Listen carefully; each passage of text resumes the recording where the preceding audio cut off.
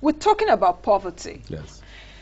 This issue I've been looking at, in fact, throughout last week on the program, from I think Tuesday till Friday, did a series on the different areas around poverty and all of that. And I think I'll continue today with you on the program. Yeah. During the break, you said, oh, I wasn't kind by calling Nigeria a republic of the poor.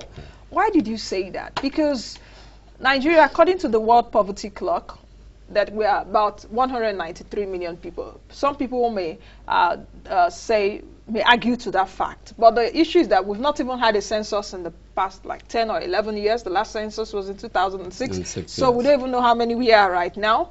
Why would you want to argue with me when I say we are a republic of the poor? Because if you look at the World Poverty Clock report, India, that is 1.2 billion and counting people, Nigeria would overtake India by February of 2018 as the world's capital of the poorest people. Well, I mean, obviously we are not a republic of the poor, but I can understand. I mean, it's from frustration. A lot of people, you want the country to do much better. We all want the country to do much better. There's no doubt about that. Is it frustration or reality? Well, I mean, we are frustrated that the country is not doing as well as it should do. I mean, anyone who says that we are doing as well as we should do is mistaken. There's no doubt about that. But I think that if you look overall, I think that we're making some progress as a nation. But I know that we could do much better. But we are not retrogressing too terribly to where we become the republic of the poor.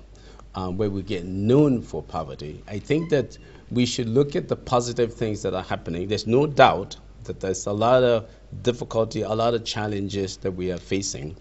But when I look at some of the things that we put together, when I look at our trajectory, when I look at our foundation and our background, if you look at Nigeria, how Nigeria was, say, in the 1990s, that you would see that we have made some progress. The problem is our speed. Our speed is not good enough. So our speed of progress is not good enough. We're not competitive enough.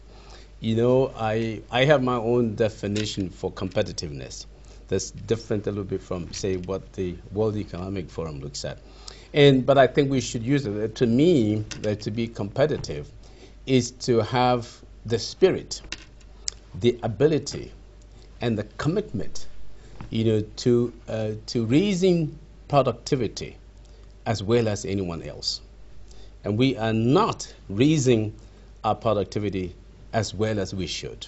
Doctor, what does poverty means to you? Do we understand the concept poverty? Because you said earlier on that you disagree that we've made significant progress. Well, we made progress. No, I'm not saying significant. Okay. We've made progress. Yes. What kind of progress have we made that will make us be the world's capital of poverty by February 2018? Good. This is the country we are overtaking is India. Yes. 1.2 billion people. That's like Nigeria's population 6 times or thereabout. China, 1.3 billion people. Yeah. China has lifted about 800 million people out of poverty. Is that progress to you? So what does poverty mean to you? Yeah, well, like I said, if you look at the nature of the sophistication of the Nigerian economy, you find that it's a little bit more sophisticated than it was, say, 10, 20 years ago. If you go to business centers like, say, Lagos, Port Harcourt, you find that our economy is a little bit more diversified than they were before. There are some, big, rapid things happening in Lagos, the commercial centers. So when I look at the rise of the middle class in Nigeria and the capacity of Nigerians to consume global goods competitively, then it begins to reveal to me a degree of improvement in our level of sophistication, in our ability, in us being able to say that we are making some progress. I'm not saying that we are making significant progress. You say but I'm saying that we're making progress. And I'm also saying that we could do much better than we are doing.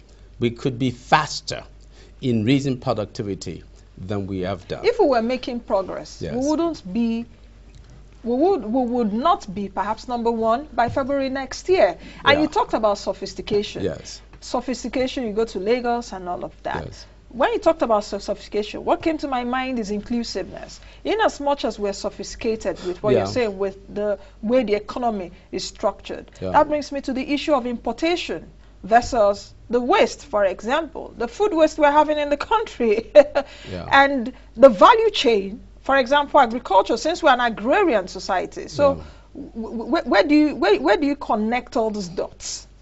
Well, we have not done that well in fighting poverty. There's no doubt about that.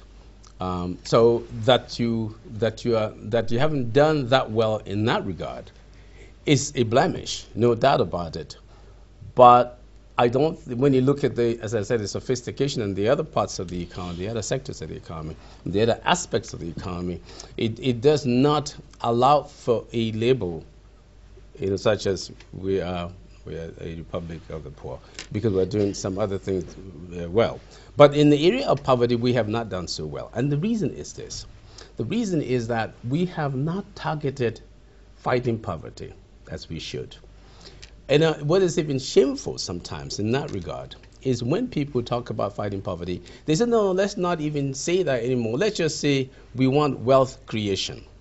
And I think that what they're trying to do is to avoid the subject matter.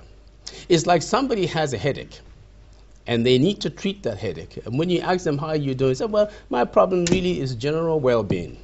But they have a headache that's killing them. I think that you need to focus on that headache. Now, it could be that you use a little paracetamol and you get it done. But you have to also look at the fundamental things, the underlying problems causing the headache. It may be lack of sleep.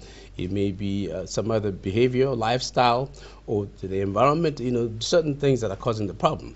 So it is also with poverty.